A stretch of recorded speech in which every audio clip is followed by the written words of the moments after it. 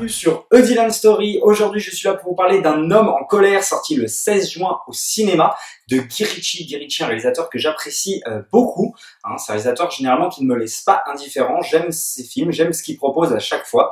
Et là, ça a été le cas et on va le voir tout de suite dans cette vidéo. Mais avant ça, n'hésitez pas à liker, à partager et à vous abonner. Je vous en remercie. Alors, Le Convoyeur, de quoi ça parle? Déjà, on va suivre Jason Statham, qui va interpréter un personnage qui est un nouveau convoyeur, tout simplement. Il vient de rentrer dans cette entreprise et il est quelqu'un plutôt de lambda, justement, qui, pour rentrer dans cette entreprise, il faut faire des tests et il les a réussi à 70% pile ce qu'il faut pour faire les tests. Donc jusque-là, tout va bien. Sauf qu'il va s'avérer que lors du premier braquage de son convoyeur, quand des hommes armés l'attaquent, il va réussir à avoir un sang-froid de fou et à tuer les gens d'un tir dans la tête, mais avec une précision folle, quoi, alors qu'il a peut-être 6 personnes face à lui. Et de là, ses collègues, évidemment, et toute la boîte vont déjà commencer à le féliciter, mais il va y avoir énormément d'interrogations sur lui, puisque comment ça se fait qu'il s'est tiré aussi bien, d'où il vient, qui c'est, qu'est-ce qu'est son passé, justement. Et justement, donc il va y avoir toute une chose là-dessus, on va découvrir le panel du scénario, et voilà le scénario de base, d'où ça part, tout simplement. C'est aussi simple que ça. Alors il faut savoir déjà que c'est un remake, quand même. C'est un remake d'un film, d'ailleurs, français, que moi je n'ai pas vu, mais que du coup je vais regarder quand même avec une petite attention, puisqu'en plus j'ai découvert qu'il y avait Jean Dujardin, c'est le remake d'un Convoyeur, sorti en 2004, et il y a Jean Dujardin au casting, un acteur que j'apprécie plutôt, donc j'irai voir ce que ça vaut, justement, et pour vous dire un petit peu. Déjà, pour ceux qui aiment Guy Ritchie, maintenant je pense que les gens ont compris l'univers de Guy Ritchie, comment il filmait, etc. Et là, c'est du Guy Ritchie, quoi. Là, on est vraiment, pour moi, dans la réelle de Guy Ritchie. Déjà, notamment par ce scénario décousu, où justement, on va commencer le début, on va peut-être être au milieu du film, et en fait, on va se rendre compte que, ah non, en fait, là, il revient au début. Ça, il aime bien faire des scénarios comme ça, un petit peu décousus, où il met le milieu du film au début et en fin de compte le début du film au milieu. Enfin, il aime bien jouer un petit peu là-dessus. Alors pour le coup là, il va pas se servir des ralentis qui se servent dans ses derniers films, notamment dans Sherlock Holmes, où il en abuse, même dans le Roi Arthur. Je crois qu'il s'appelle le film Excalibur le Roi Arthur. Enfin, c'est un film que j'adore d'ailleurs avec Charlie Hunnam. Donc là, bon, ça il va pas le faire. Là, il va pas en abuser, en exagérer. Je sais pas s'il l'avait fait dans son dernier film parce que je ne l'ai pas vu, mais il faut vraiment que je le voie là parce que c'est vrai que je sais pas pourquoi, j'ai loupé complètement ce film, mais là j'ai vraiment apprécié ce film pour le coup, ce qui est proposé, même si malgré tout, on va être dans du Guy Ritchie et du Jason Statham. Jason Statham, vous allez vous en douter, c'est l'homme en colère, et du coup voilà, il est un petit peu cheaté, il va tuer encore 10 000 personnes, comme je disais, c'est le pitch de départ, de toute façon, il va tirer à bout portant, il va tirer sur plein de gens alors qu'il est face à 6 personnes face à lui. Ça, c'est un petit peu classique. Mais alors, par contre, le début, vraiment, je sais pas combien de temps ça dure, peut-être 40 minutes, mais la réal, là, j'ai vraiment aimé. Déjà, on commence sur cette ville. On commence avec une caméra qui est en l'air et qui monte la ville, genre le matin. Et du coup, la caméra va descendre d'un coup. Ça, j'ai adoré. Mais surtout, ce que j'ai adoré, c'est comment est filmé le convoyeur, vraiment tout le début, jusqu'à ce que justement Statham bute ces fameuses personnes. Je trouve vraiment captivant la façon dont il filme. Et en plus, du coup, ce que je voulais vraiment préciser, c'est la musique. La musique de Christopher Binstead, si je prononce bien. En fait, qui est un gars qui compose, mais surtout qui fait du mixage son, généralement. L'ambiance sonore et tout, donc c'est quelqu'un quand même qui a l'habitude de faire du mixage son. Pour vous dire, c'est celui qui a fait Gravity en mixage son, donc c'est un mec qui maîtrise ça à mort. Et là il y a une ambiance sonore dans ce film qui est folle, et justement avec la musique qu'il a composée, je trouve que c'est encore plus foufou. Donc t'as toute une ambiance des âges sonores, mais en plus t'as la musique derrière qui vient voilà, mettre l'action encore au plus haut niveau, et notamment juste quand il filme le convoyeur et qu'il se déplace et qu'il se passe rien, il se passe pas forcément grand chose, mais c'est tellement bien filmé et tellement la musique, etc., le montage est tellement bon que c'est vraiment parfait. Et c'est quelqu'un vraiment à suivre, ce monsieur là, qui a déjà fait Gravity et qui a pas composé grand chose. Il a composé Aladdin, je crois, justement, que j'adore, Aladdin, et ouais, il a composé d'autres, mais bon, déjà juste le fait qu'il soit le mixage sonore de Gravity qui est incroyable, qui est juste là. C'est juste incroyable pour ceux qui n'auraient pas vu Gravity, juste l'ambiance justement sonore est ouf. Et là, bah, voilà, il a pris quelqu'un de talent et je trouve vraiment que la musique vient englober le truc. Alors au niveau du casting, on a Jason Statham, comme je le disais, qui nous fait du Statham, hein, évidemment. Hein, voilà, même dans son jeu d'acteur, voilà, très fermé, très Statham tout simplement, ce qui nous a habitués à des années. Il n'y a rien de surprenant hein, dans ce film. Statham, hein, pour ceux qui ne connaisseraient pas, hein, Expandable, voilà, des petites choses comme ça à droite à gauche, The Megalodon, Fast and Furious aussi d'ailleurs, hein, à partir du 7, même du 6. Voilà, donc c'est quelqu'un d'assez connu. Il est aux côtés aussi.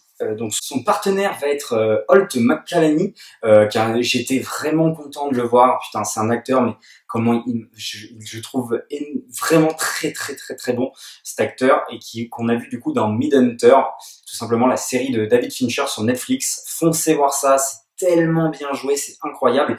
Et cet acteur, du coup, j'étais vraiment content de le voir et j'espère qu'il va avoir de plus en plus de rôles comme ça.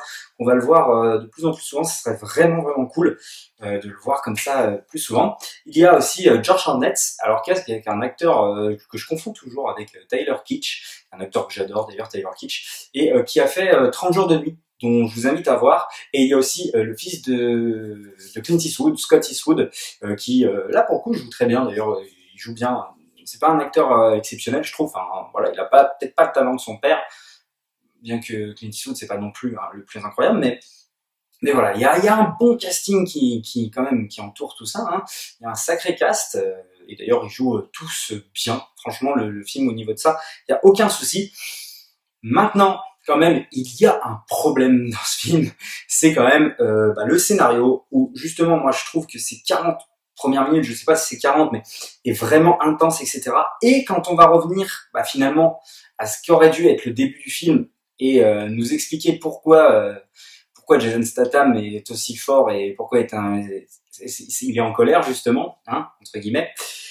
Je trouve que là le scénario ralentit, le rythme ralentit, et là c'est un petit peu dommage. Je trouve qu'on s'y perd un peu.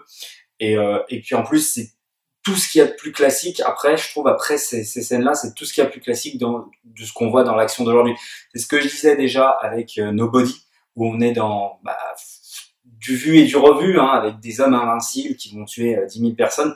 Et malheureusement, là, on tombe dedans et c'est encore le cas. Donc c'est un petit peu dommage. Malgré tout, je me suis pas ennuyé un seul instant. Et j'ai préféré d'ailleurs, par exemple, Un homme en colère à Nobody. Justement, je pense, juste par le fait que ce soit Guy Ritchie qui réalise, et je suis plus touché par la réalisation de Guy Ritchie que par ce qui a été proposé sur Nobody.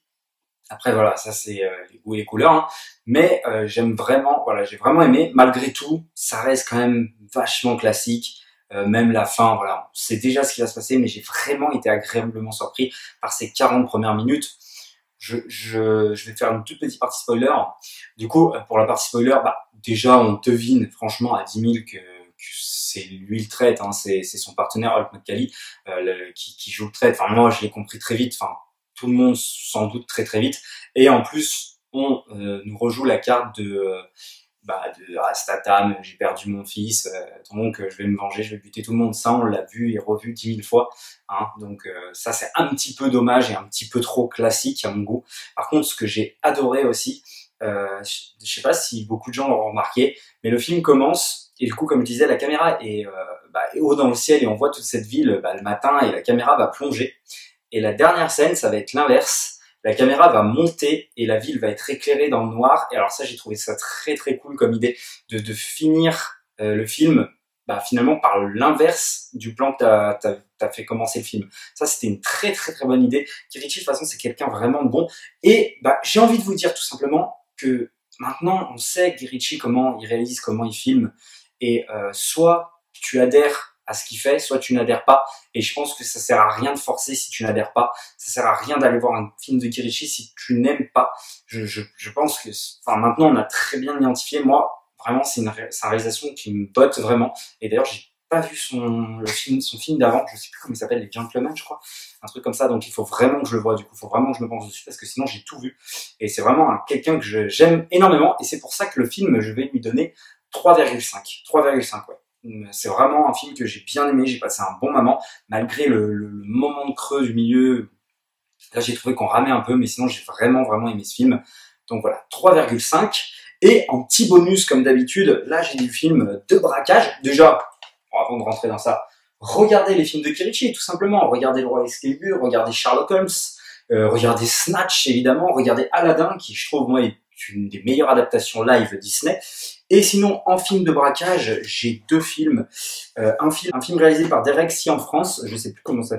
The Place Beyond the Pains, avec Ryan Gosling, Bradley Cooper, Eva Mendes, la femme de Ryan Gosling d'ailleurs pour ceux qui ne savent pas, et Ray Liotta. Et c'est un putain de film où vous allez être surpris vraiment par la direction que ce film prend. Pour ceux qui ne l'auraient pas encore vu, foncez sur ce film où on va suivre tout simplement Ryan Gosling en tant que braqueur. Et vous allez voir, ça va partir sur un chemin que vous n'allez tellement pas vous y attendre, que vous allez être vraiment choqués. Donc je vous invite vraiment à voir The Place Beyond the Pains. Et sinon, un film un petit peu plus récent que l'autre, Manhattan Lockdown, qui est l'un des derniers films du regretté, évidemment, Chadwick Boseman, malheureusement, et qui est l'un des premiers films de Brian Kirk, qui est un réalisateur irlandais et qui est produit par les frères Rousseau. Et là, on est plongé dans le Manhattan, dans la nuit, et c'est vraiment très bien filmé. D'ailleurs, il y a Tyler Kitsch, que j'en parlais un petit peu plus tôt dans cette vidéo, un acteur que j'adore et qu'on va pas mal voir d'ailleurs justement dans ce film. Je trouve qu'on devrait le plus voir. Il y a aussi J.K. Simmons, et c'est vraiment cool, avec une traque tout simplement dans Manhattan, avec une enquête derrière, puisque qu'est-ce qui se passe, pourquoi tout ce bordel. Donc voilà, et c'est extrêmement bien réalisé, filmé. Manhattan, c'est vraiment cool quand il ferme tous les ponts, etc. Enfin, il y a vraiment un truc qui se passe avec ce film. Et puis Chadwick Boseman joue très bien, tout simplement. Les acteurs en général jouent très bien dans ce film. Donc je vous invite vraiment à voir Manhattan Lockdown, qui est un film qui part un peu, pas vraiment sur le braquage, pas vraiment ça, mais quand même où il va y avoir des fusillades, etc. Vous allez kiffer. Si vous aimez bien ce genre de film, vous allez vraiment bien aimer. Voilà pour ce qu'il en est. 3,5, vous dites-moi ce que vous en avez pensé, si vous avez aimé ou non, si vous aimez Guy Ritchie ou pas, si vous trouvez que non, j'ai tort ou que j'ai raison, tout simplement. N'hésitez pas aussi à liker, à partager et à vous abonner, évidemment. Et nous, on se dit à la prochaine pour une prochaine histoire.